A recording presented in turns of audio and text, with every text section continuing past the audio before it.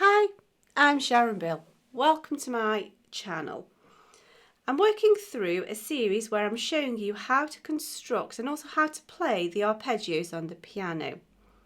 An arpeggio is built up out of the first, the third and the fifth note of a scale. We're now on to the arpeggio of A minor, and so we need to know the scale of A minor also. And if you check out the links in the cards and also in the video description, there's a playlist there where I've demonstrated and worked through every single scale pattern. So if you want to access that so you can find out how this scale is first constructed, and then you can build the arpeggio out of that. There's also a dedicated page to my YouTube video tutorials. If you visit my website sharonbill.com, you can access all of the videos there, and there's also free PDF downloads listing all of the ABRSM scales in exam order, and you can use that to help you to progress through these scales logically. So for now we need to just know that A minor is related to C major, and so it has a key signature of no sharps or flats. And so the first note of the scale is A, the third note of the scale is C, and the fifth note of the scale is E. It's all the white keys. You'll notice perhaps that it's only one note different from the arpeggio of A major. A major has a C sharp in it. However, A minor has no sharps or flats, and therefore that sharp is removed. And so the middle note always changes from major to minor. It just drops down an interval, and we call that a minor third. And that note there also gives you the clue to what your related major key is. So we're just going to be playing notes A, C and E. The right hand fingering is the standard fingering of 1, 2, 3. And we're just going to play that over 2 octaves because that establishes the fingering pattern. Should you want to extend it further, you just continue in this pattern. So A, C, E, with fingers 1, 2 and 3, all on the white keys. It's a little bit trickier, I find, just on the white keys because there's no anchor point, there's no focal point to aim for. It feels a bit like snow blindness, so just keep your eyes peeled so you know exactly where you're aiming for. Just a little bit of practice and you'll soon get used to stretching those intervals.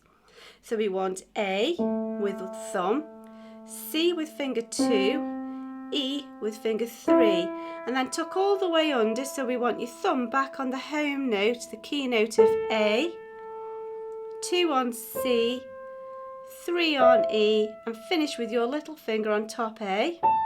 Reverse that process as we come back down, as we descend the arpeggio.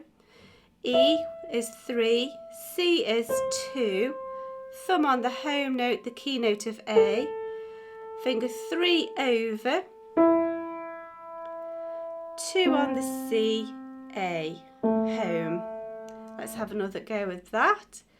A, C, E, tuck under, thumb on A, C, E, finish on A, back we come. 3 over onto the E, C, A, there we go. And in the left hand, we're still going to be using those same notes of A, C, E, and it's the standard fingering pattern. We begin with our little finger because we're now working in mirror image to what we've just done with our right hand. So we begin with your little finger on A. There's an option between finger 4 or finger 3 on the C. I choose finger 4 just because it's better to work out that weak finger 4. That's the old school way of what you had to choose. Now there is an option of 3. It's always 2 that follows onto the E, and then our thumb makes the octave. So here we go.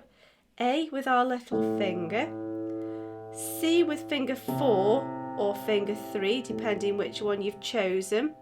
Finger 2 is always the E, thumb on your key note of A, over with either 4 or 3 of your choice. Just be consistent to which one you've chosen. So I'm going over with 4, 2 on the E, finishing with your thumb on the A, back we go, 2 on the E, 4 or 3, which you've chosen on the C, tuck under, thumb is on the key note, the home note of A, stretch all the way to the E with finger 2, 4 or 3 on the C, and home note A, little finger to finish. Let's have another go of that. A, C, E, A, C, E, A. Back we go. 2, 4 or 3. Tuck under with your thumb. Home note is thumb. 2 on the E. 4 or 3 on the C. Finish on the A. And there we go. That's that. Most grades and the earlier grades require that to be hands separately. However, you'll soon need to get that hands together. So let's have a go at it hands together. So we're going to just have to overlay those two fingering patterns together. Here we go then. So we've got A. So we've got little finger and thumb. Then we've got 4 and 2. Then 2 and 3. Tuck under in your right. So we've got both thumbs on the A. 4 over in your left, or 3 if that's what you've chosen. 2 in your right, that's the C. 3 in your left, 2 in your left, 3 in your right. And then finish with thumb and little finger. Back we go. E, C, thumb on home note A. Over with 3 in your right. There we go.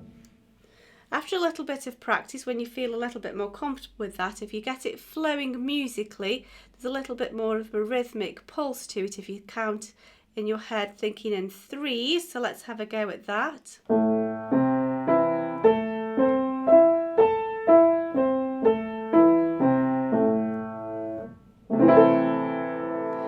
And there's your arpeggio of A minor.